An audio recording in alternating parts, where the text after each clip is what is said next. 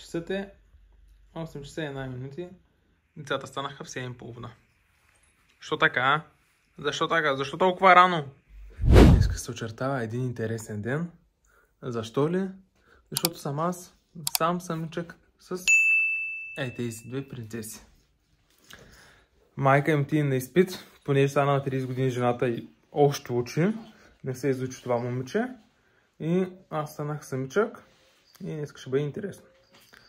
Ще видим как ще се храним, как ще се уча, понеже отдавна съм оставал сам с двете. Преди, когато бяха малки, беше доста по-лесно, понеже не шаваха толкова много. Не се местиха навсякъде. А сега си е малко лудница и вече имат глас да се реват и да си викат и да си искат своето. А и сега идат много повече, така че ще бъде една идея по-трудно, предполагам. Но за момента слушкат, кротки са, играят си на активната гимнастика. И се надявам искрено да минат леко нещата до завръщането на майка им. И после Габи само да си казва, че не ти помагам и че не те пускам да си вършиш твоите неща, аз да си гледам децата. Ето, доказателство. Хоп, хоп. Ето, кой си играе с магаренцето Марко? Нашите деца се събуждат наистина рано. Даже някои сутрин 7 часа са на крака, но това е понеже се лягат и раничко, то е нормално. Няма как да ги накарам да се лягат 12. Гледаме 9 часа вече да има на страната на сънищата. Много ми хареса как като говоря така на вас или случая на телефона и двете стоят и ме гледат. Супер изумени. Някакво странно име. Така, изпита мина. Изпита мина? И аз много се радвам за това, но Габи, моля се, спирай ги тези мизерни аварийни. Отвратително е да се случва това нещо, особено на слушалки. Сори. Мисля, че мина добре. Още нямаме оценки. Аз се прибирам вкъщи, бебичета слушат. Еско каза, че всичко е наред. И нямам търпение вече да се прибера. Липсват ми супер много. Взела съм си малко тук шоколади да ме държат будна. Семки, разбира се, задължително. Между другото, какво мислите за това да си в майчинство и да караш заедно университет с това? Има много майки, които смятат, че когато забременят, трябва да спрат университета. Аз си бях казала, че ще дам всичко себе си, само да не се налага да го спирам. Така че ми е интересно вие какво мислите по въпроса. И ето всъщност възможно е, ако имаш организация, има кой да ти помага и в университета, и за децата, нещата стават. Така че, да. Тук се сещам за една приказка, с хора се живее, наистина е така, човек до човека опира и е важно да държиш на близките си, да им помагаш, защото винаги че ще имаш нужда от тях. Много благодаря на всички мои близки, заради които е възможно да изкарам още този университет. Знаете всички кои сте.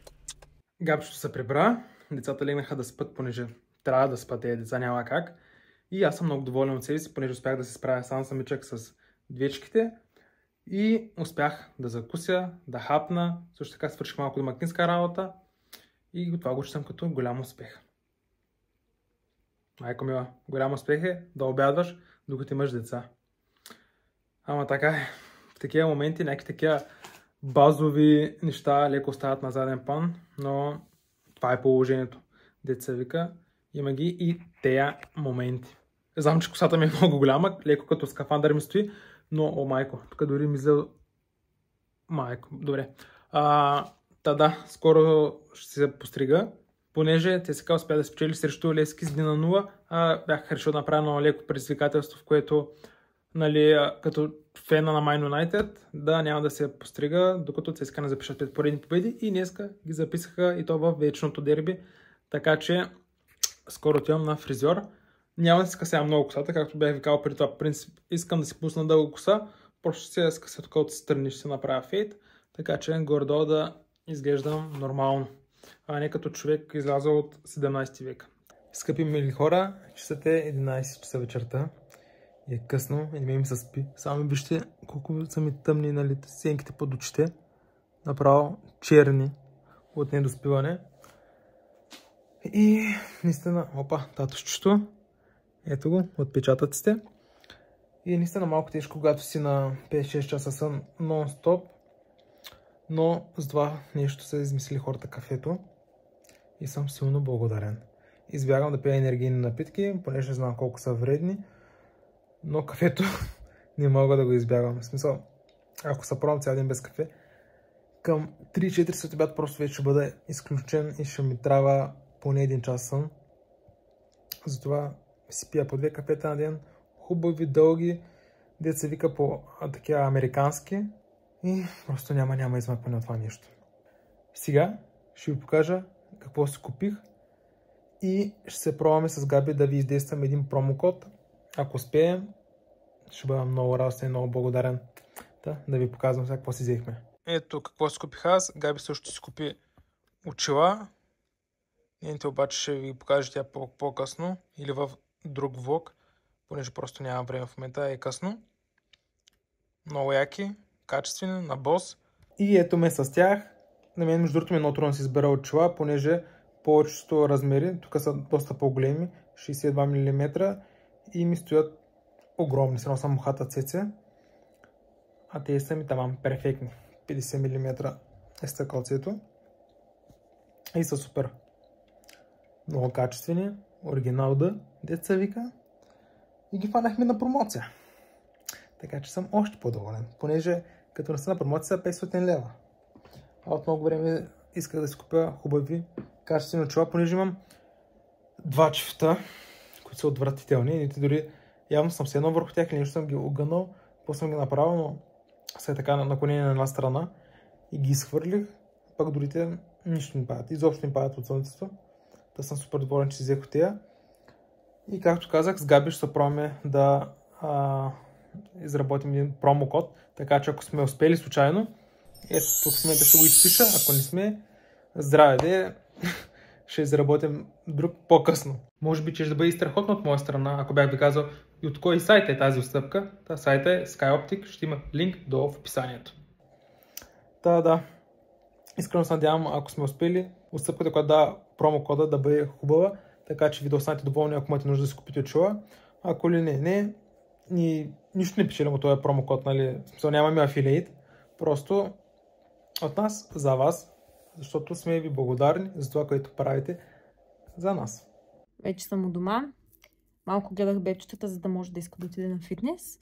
Между другото съм със сече на MyProtein, така че ако искате да си вземате неща от MyProtein, имам промокод GabiMyP.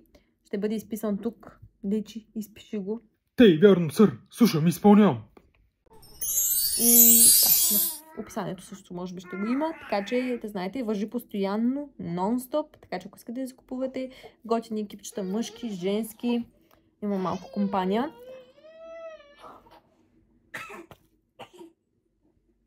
Мъжки, женски, протеини, добавки и абсолютно всичко свързано с спорт. Дори има ранци, сакове, спортни, всичко. Може да влезете и да си поръчате. Да искате сега да преспива бебчетата. Аз ще направя няколко задачки на лаптопа. Между другото правихме фотосесия за половин годинката им. И сега ще ви покажа само един кадър. Специално за хората, които ни гледат в YouTube. Вие и само вие гледате толкова често бебетата, иначе не ги показваме толкова често, но тук всъщност ги показваме най-често на вас. Така че, ето сега е един бонус кадър. И мисля, че това ще е всичко от нас за този влог. Надявам се да ви е бил интересен, полезен. Може да пишете дали искате да гледате още такива влогове, да харесате, да споделите. Гледаме всеки път да ви споделяме малко и малко повече от нас. И съм сигурна, че забравям нещо много важно. Мислех си да ви го кажа сутринта, обаче забравих, защото бързах за университета. И сега ми излезе от главата, така че ще ви го споделя в следващия влог.